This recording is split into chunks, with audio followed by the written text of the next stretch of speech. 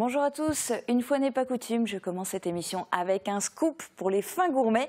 Les billets pour l'étape gourmande seront en vente à partir de lundi dès 14 h à l'Office de tourisme Sarreguemines-Confluence, au lycée Simon-Lazare et au CFA Henri Nominé. 20 € pour une entrée valable pour une personne assortie de 8 tickets dégustation. L'étape gourmande, c'est le rendez-vous gastronomique de Sarreguemines. La 3e édition se déroulera jeudi 7 mai à partir de 19 h à l'Hôtel de Ville. Vous pourrez déguster les spécialités des grands chefs et des artisans du secteur et goûter les vins sélectionnés par les cavistes avec modération tout de même. Attention, ce rendez-vous affiche toujours complet très vite. Dépêchez-vous d'acheter vos tickets d'entrée à partir de lundi. L'info à la une sur Mosaïque aujourd'hui, c'est la santé sans frontières. Pouvoir se faire soigner indifféremment dans les hôpitaux de Sarre ou de Moselle-Est, c'est ce que souhaite l'Eurodistrict pour l'ensemble des habitants du territoire. Cela nécessite un accord cadre. Le processus vient d'être enclenché par un vote à l'unanimité des membres de l'Eurodistrict. On y revient plus en détail dans un instant dans le JT. Et voici le sommaire complet de l'émission. Avec l'agglo, plus belle la vie. Au programme sur Mosaïque aujourd'hui, initier les plus jeunes à la réduction des déchets, c'est le mantra du challenge interclasse, le super cabas de Réductor de la Casque. Des élèves de 5e du collège Fulrad abordent les comportements alimentaires à travers le Théâtre Forum, une pièce interactive. Avec sa journée portes ouvertes, le CFA Henri Nominé souhaitait attirer de nouveaux élèves. Soins sans frontières, l'Eurodistrict veut instaurer une zone d'accès aux soins transfrontaliers. Petite histoire de Marianne sauvée par les jardiniers de Sarreguemines. Tendance agriculture à la découverte du Cinéma Forum. Et on termine logiquement avec le dessert, un cake jardin de Pâques. Et mon invité aussi aujourd'hui est le proviseur du lycée Henri Nominé et directeur du CFA, Jean-François Reiner. Il nous parlera tout à l'heure plus particulièrement du BTS franco-allemand par alternance qui va être mis en place à la rentrée au CFA de Sarreguemines. Mais d'abord, plongeons dans les archives. Le 25 mars 2010, Mosaïque filmait la répétition générale du Théâtre du Jeudi, juste avant sa première représentation de Faut pas payer de Dario Fo. Replay. Où que vous soyez, restez connecté avec votre entreprise. Pour les pros, la solution c'est le Cloud ID Réseau. Faut pas payer. C'est le nom de la pièce choisie cette année et mise en scène par Alain Lheureux. Il s'agit d'une pièce écrite par le prix Nobel de littérature Dario Fo dans la crise de l'Italie des années 70. Du théâtre de boulevard autant que du théâtre politique. Et puis alors, c'était presque comme une grève, mais en fait, c'était même mieux qu'une grève. Ouais, parce que les grèves, ça fait perdre leur salaire aux ouvriers. Tandis que pour une fois, c'était seulement les patrons qui perdent. Grand Dieu, il y a même mieux à faire. Faut pas payer, faut pas payer. Comment ? Et comme tous les ans, le Théâtre du Jeudi remonte sur les planches avec une nouvelle pièce. Cette année, ce sera Funérailles d'hiver d'Anouk Lévin. La première représentation aura lieu le 11 avril au foyer culturel de Sarreguemines. Il faut dire que le temps est plus au théâtre qu'aux balades. Regardez les prévisions de Météo France pour demain. Elles sont présentées comme chaque jour par Sandrine Serbido. 7,6% des accidents du quotidien ont pour origine l'activité domestique. Assurance accident de la vie, la sécurité par tous les temps. Bonjour tout le monde, pour demain nous bénéficierons d'une courte embellie. Le jour se lève sous un ciel encombré et de petites gelées sont possibles par endroits, ce qui entraînera des phénomènes glissants, alors soyez prudents sur les routes. Par la suite, le ciel se dégage et nous pourrons profiter de quelques heures de beau temps avant le retour de la pluie. Côté température, elle reste en dessous des normales pour la saison, avec de 0 à 2 degrés le matin et de 8 à 10 degrés au meilleur de la journée. Demain, jeudi 26 mars, nous fêtons les Larissa.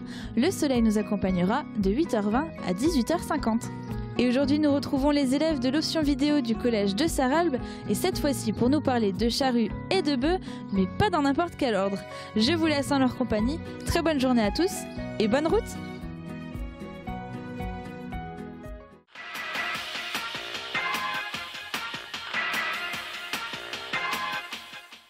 Il ne faut pas mettre la charrue avant les bœufs. Il ne faut pas mettre la charrue avant les bœufs. Il ne faut pas mettre la charrue avant les bœufs. Ça veut dire que tout a un ordre et que si on inverse tout ça, ça n'a pas de sens. C'est qu'il faut tout faire dans l'ordre parce que sinon ça marche pas. Ça veut dire que faut pas prévoir des choses trop en avance qu'on n'est pas sûr de pas pouvoir les faire. Je parraine un ami et tout le monde y gagne. Mon filleul, ma banque et moi. Au Crédit Mutuel, un client satisfait rayonne. Tour d'horizon des titres à la une du Républicain Lorrain aujourd'hui. En page régionale, des thèses vulgarisées en 3 minutes. La finale régionale de la 3e édition du concours Ma thèse en 180 secondes s'est déroulée hier à Metz, entre théâtre et sciences. En page locale de l'édition de Sarreguemines, c'est le match Intergaco à l'IUT de Moselle-Est qui a mis les étudiants en situation. Ils avaient 10 minutes pour convaincre le jury. Une équipe va représenter la Lorraine à Paris face à 10 autres départements GACO de France. Enfin, chez nos voisins, la une de l'édition de Saint-Avold est consacrée aux anciennes casernes Ardent-du-Pic. Elles ne seront pas classées aux monuments historiques. Le ministère de la Culture a estimé que la mesure n'est plus réaliste compte tenu de l'état de décrépitude des bâtiments. L'actu du secteur en images, voici le JT de Mosaïque.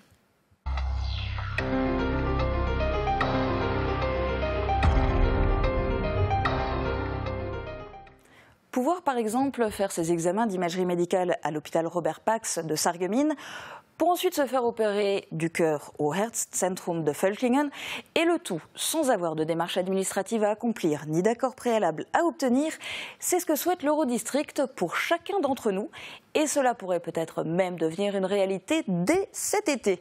Explication dans ce reportage filmé lors de la réunion de l'Eurodistrict à Forbach et lors de la conférence de presse à Sarrebruck. ZOAST. L'acronyme peut paraître barbare, il est en réalité plein de vitalité. C'est l'abréviation de Zone d'accès aux soins transfrontaliers. C'est le gros chantier mené en ce moment par l'Eurodistrict.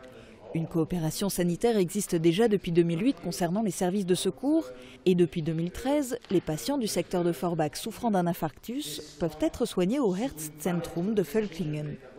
Dans le cadre du projet Interreg 4 Grandes Régions, figure SAN Transfor, un projet de territoire sanitaire transfrontalier inspiré de coopérations qui existent déjà entre la France et la Belgique. C'est dans ce cadre que les membres de l'Eurodistrict, réunis à Forbach, ont voté à l'unanimité une résolution.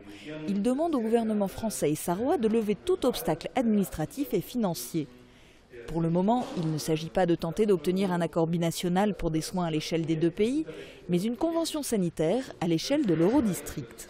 Voilà, donc notre priorité se situe à ce niveau, ce qui ne signifie pas effectivement qu'on pourrait envisager demain de le faire dans un cadre nettement plus élargi et pourquoi pas au niveau national. Bon, peut-être qu'il se trouvera des personnes qui en prendront de la graine et qui mettront cela en route, pourquoi pas, j'en serais tout à fait heureux.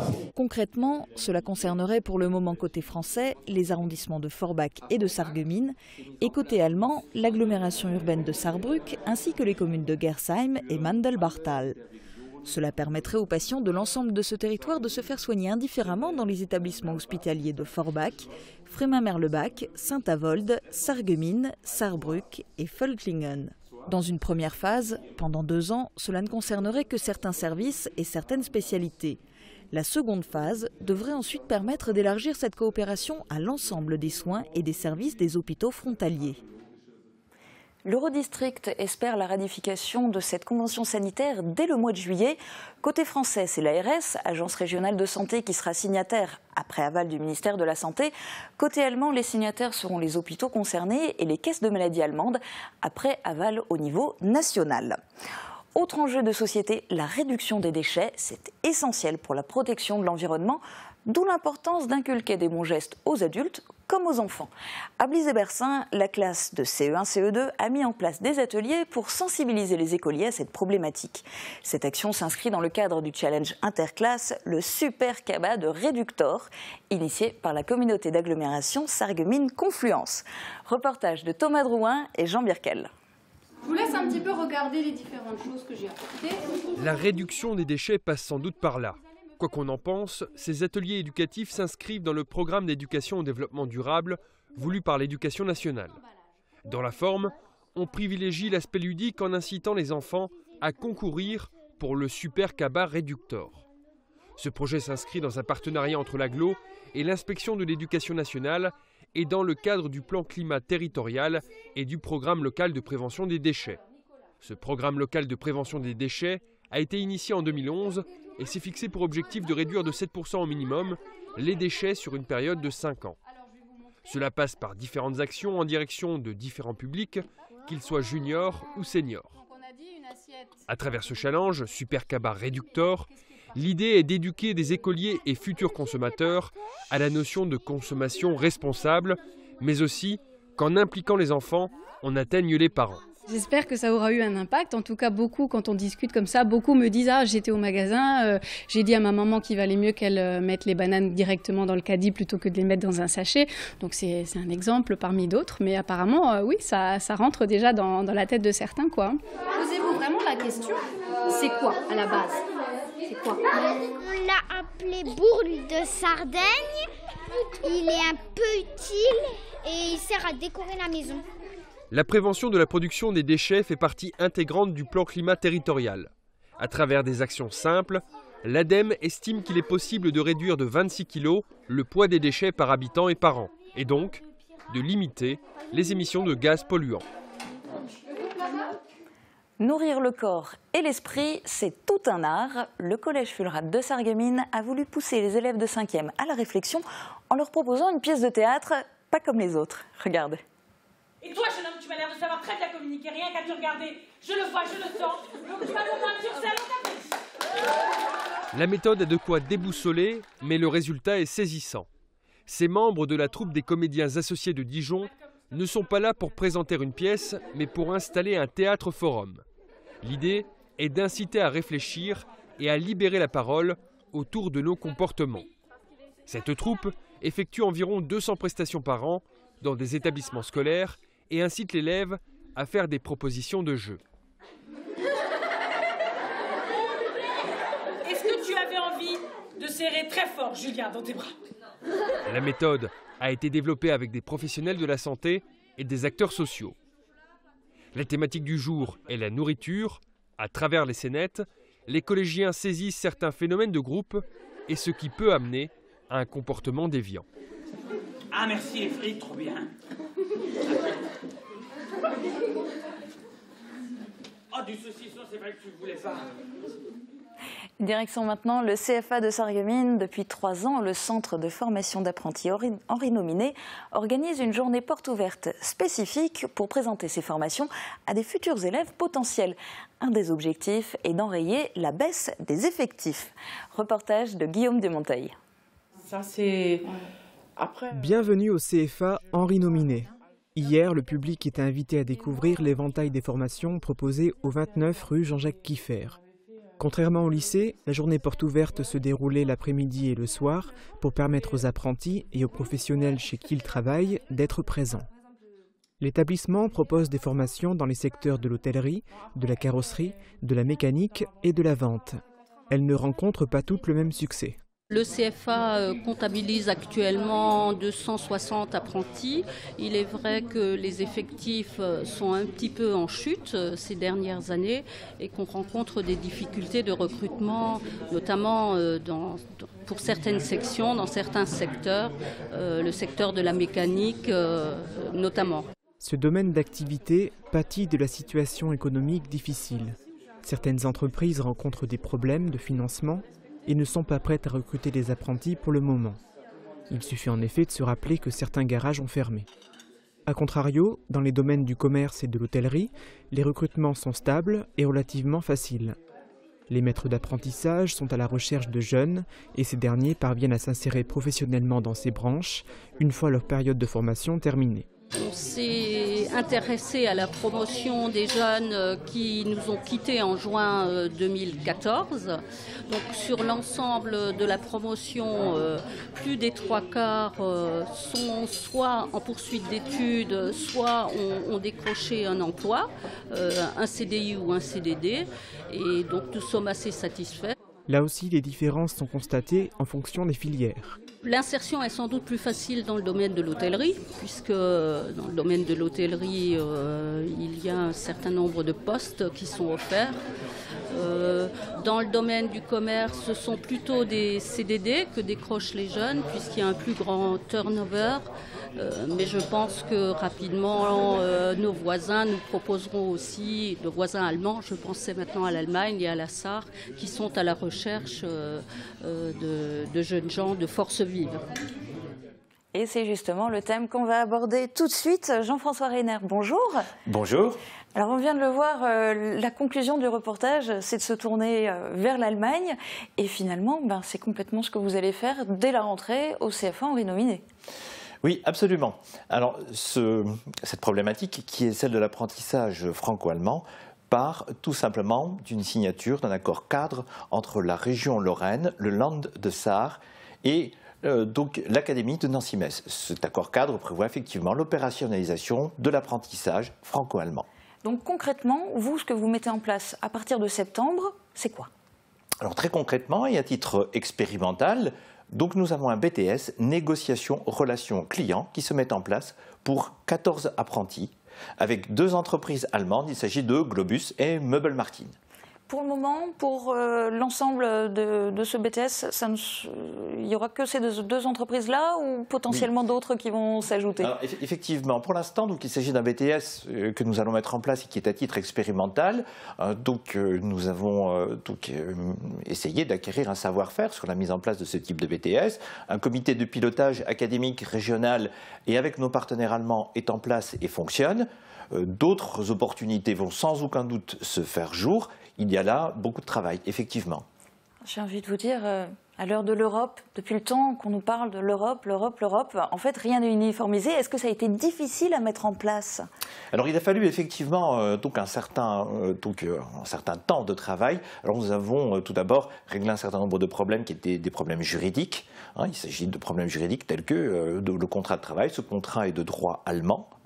Donc ensuite, nous avons réglé un certain nombre de problèmes qui sont financiers. Il s'agit de la rémunération des apprentis qui sera de l'ordre de 850 €. Puis nous avons également réglé le côté pédagogique, c'est-à-dire que le BTS NRC est un examen qui est soumis tout simplement à un contrôle académique et national. Donc les modalités concrètes et pédagogiques ont été vues ensemble avec nos partenaires allemands et seront mises en œuvre dès septembre 2015.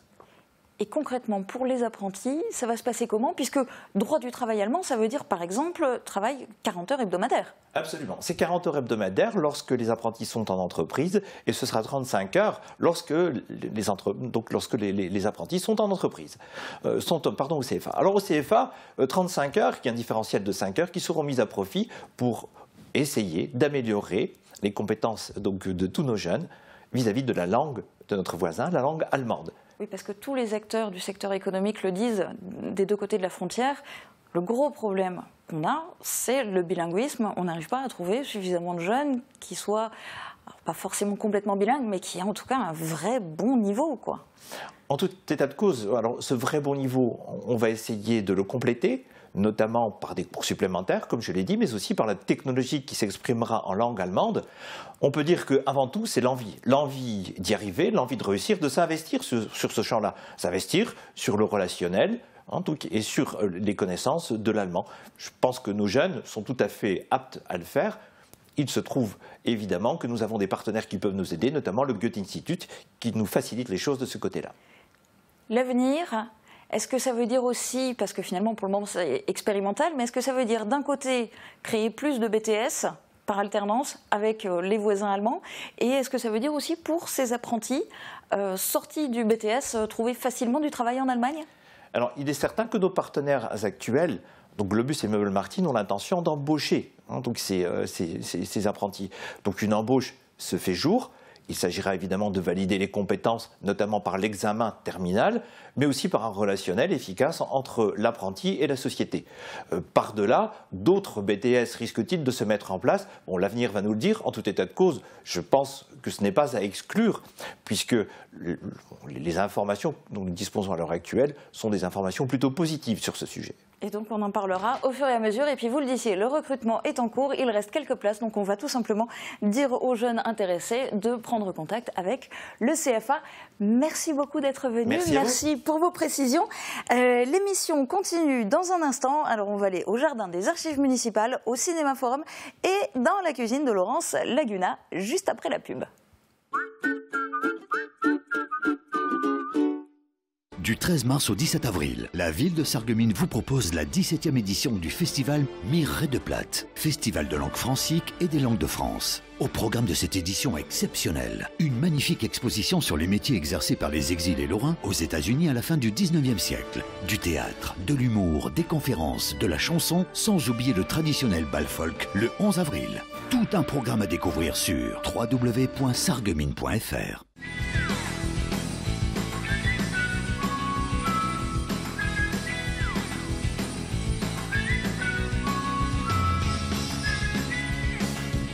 Je trouve tout ce qu'il me faut pour mon mariage chez Festividé.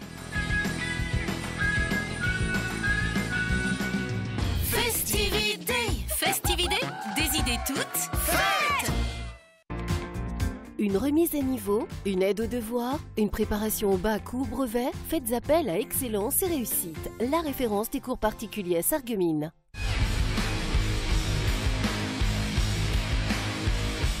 La ville de Sarreguemines honore ses sportifs. Rendez-vous à l'hôtel de ville mardi 31 mars à 20h pour cette grande fête du sport. L'entrée est libre.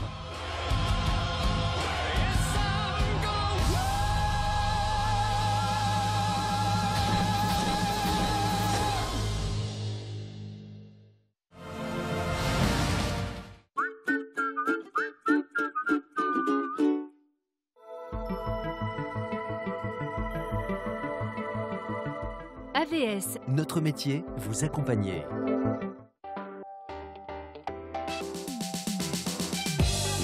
Demain, la joyeuse équipe de Plate-Bande ira à la médiathèque, un endroit où l'on trouve bien plus que des livres. Suzanne nous racontera quelques anecdotes sur son quotidien de bibliothécaire, mais pas seulement.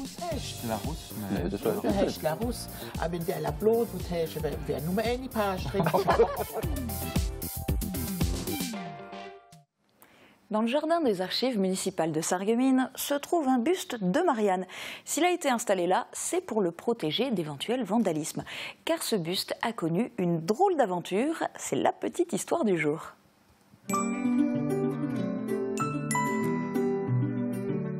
FBS, du bon temps par tous les temps.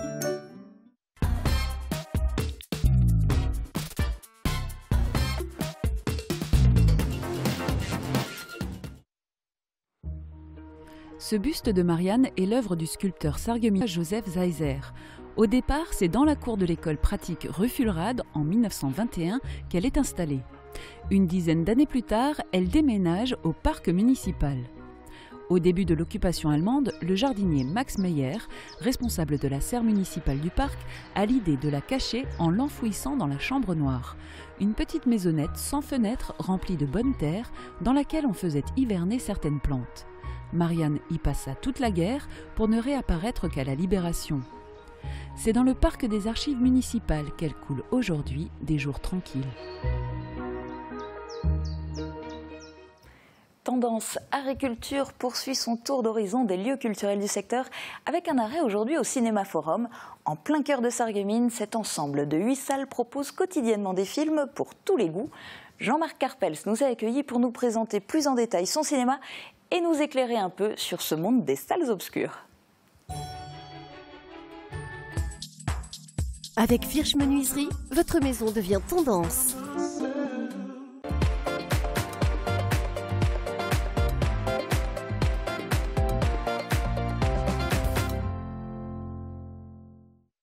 Le cinéma, avant tout, c'est un lieu de vie, un lieu d'échange, un lieu de communion en salle.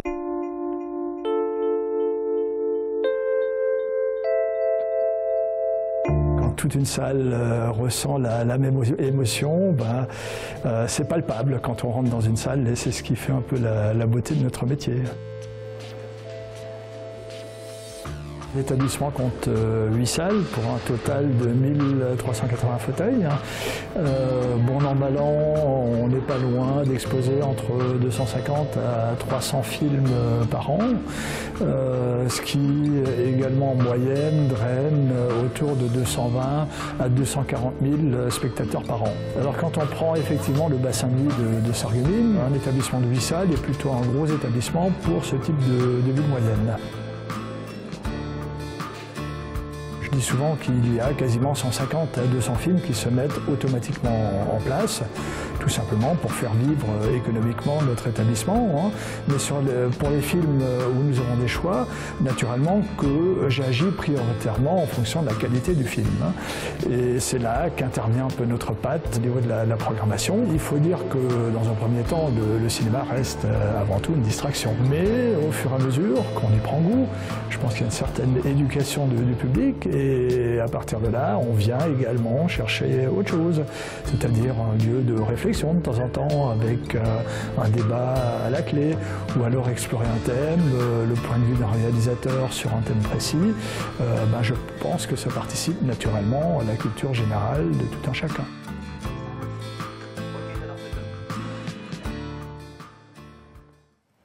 Et c'est l'occasion rêvée de vous rappeler d'aller sur la page Facebook de Mosaïque pour tenter de gagner une entrée gratuite pour le film de votre choix. Juste à temps pour que vous puissiez vous entraîner pour le week-end pascal, voici la recette d'un dessert très spécial pour Pâques. Laurence Laguna vous dévoile le secret d'un cake original, un jardin de Pâques avec une carotte à l'intérieur. À vos fourneaux. Original et de qualité, les cuisines Aviva présentent entrée plat dessert. Aviva, la cuisine qui vous va.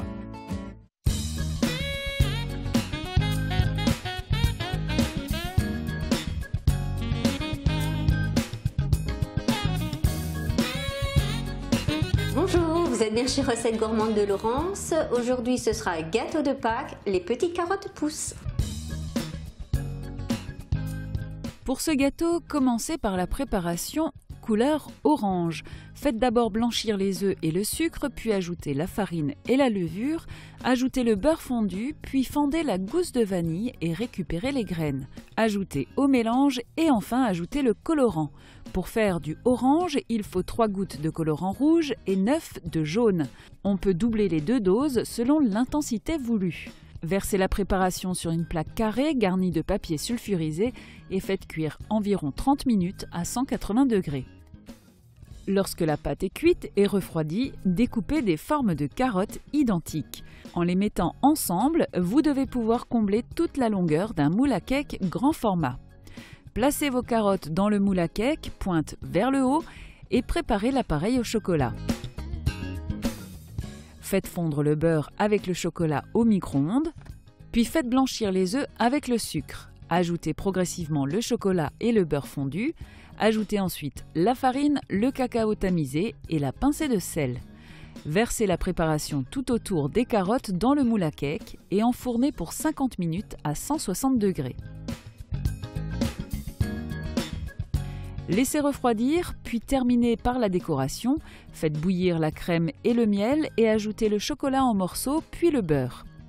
Laissez refroidir et nappez le cake de cette ganache. Pour obtenir l'effet terre de jardin, écrasez les Oreos dont vous aurez retiré la crème blanche et faites-les adhérer à la ganache. Terminez en décorant de feuilles faites de pâte à sucre ou de pâte d'amande et coupez les extrémités du cake pour faire apparaître la carotte.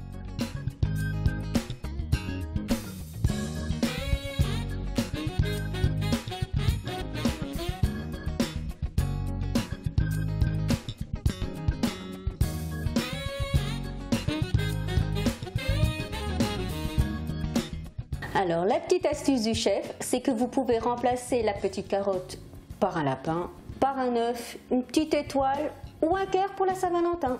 Je vous souhaite un très bon appétit, de passer de bonnes fêtes de Pâques. À bientôt. Au revoir.